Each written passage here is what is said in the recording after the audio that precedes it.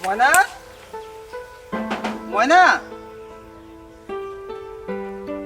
ময়না।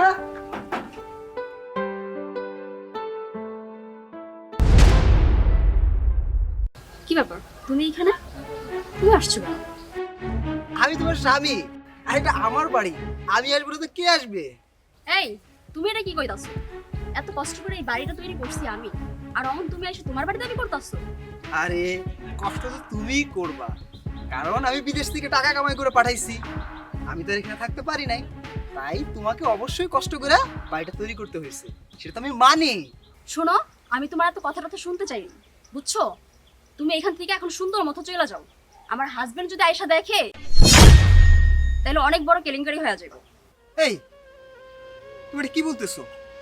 তোমার হাজবেন্ড মানে? তোমার হাজবেন্ড তো আমি। হাজবেন্ড ছিলা, এখন নাই। নাই মানে? নাই মানে দাঁড়াও, দেখাচ্ছি। এই, কই তুমি? বাইরে আসো তো।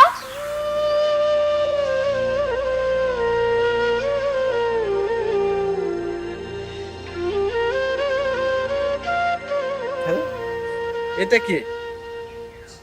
হ্যাঁ, এটা কে জানো না? এটা আমার এক্স হাজবেন্ড। আরে তুমি না বলতে এ খ্যাত, তে তো দেখতে তার থেকেও জঘন্য। হে, তুমি এটা কি বলতেছো? তার মানে তুমি সত্যি সত্যি একে বিয়ে করে ফেলছো? এর জন্যই তো বলি, আমি যখন প্রবাসে ছিলাম, যতবার আমি বাংলাদেশে আসার কথা বলছি, তুমি আমার বারবার বলছো বাংলাদেশে এসে কি করবা, আগে বাড়ি করো, পোলাপানের ভবিষ্যৎ করো।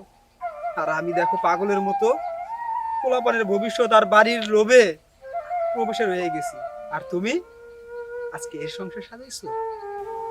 জানো, আমরা প্রবাসীরা কত কষ্ট করে টাকা অর্জন করি, আর সেই টাকা পরিবারের মানুষের স্বপ্ন পূরণ করার জন্য নিজের প্রয়োজন না মিটিয়ে সম্পূর্ণ টাকা বাংলাদেশে পাঠাই, যাতে করে আমাদের পরিবার, আমাদের আপনজন ভালো থাকে, সুখে থাকে।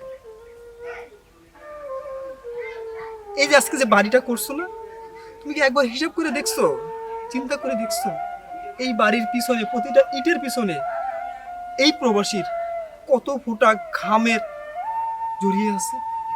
একবার ভাবছো? তোমার স্বপ্ন পূরণ করার জন্য আমি আমার জীবনের 60টি বছর প্রবাসে ব্যয় করেছি, আর এসে কি দেখছি, তুমি তোমার মনের খায়েশ মিটানোর জন্য নতুন কাউকে ধরে নিছো। বারে নারী বাহ, তোমরা শুধু জানো নিজেদের স্বপ্ন পূরণ করতে। আর ভাই, আপনারাও আছেন আজও। এই আপনাদের মতো কিছু ছেলেদের কারণে আজকে প্রবাসীদের ঘর ভাঙে। আপনারা জানেন অন্যের গাছের থেকে ফল কিভাবে খাওয়া যায়, নিজেদের যোগ্যতা আপনাদের নাই। আপনারা কি একবারও ভাইবা দেখেন ওই প্রবাসী জায়গাটা নিজেকে? যদি ভাবতেন কখনোই এই কাজটি করতেন না। আর তুমি কি ভাবছো, সে তোমাকে নিয়ে সংসার করবে? সে তোমার সাথে আছে শুধু এই টাকার মেশিনটার জন্য, এই প্রবাসীর জন্য। তুমি এই প্রবাসীটাকে ধোঁকা দিয়েছো না, তোমার বিচার আল্লাহ করবে। ঠিক একদিন তুমি বুঝতে পারবা এই যন্ত্রণাটা কত কঠোর। ঠিক সেদিন এই টাকার মেশিন এই প্রবাসীর কাছে তোমাকে আসতে হবে। এই থামো, তোমার আর ইমোশনাল ডায়লগ দিতে হইব না। যেখান থেকে আসছো সেইখানে চলে যাও, আমাদেরকে আমাদের মতো থাকতে দাও।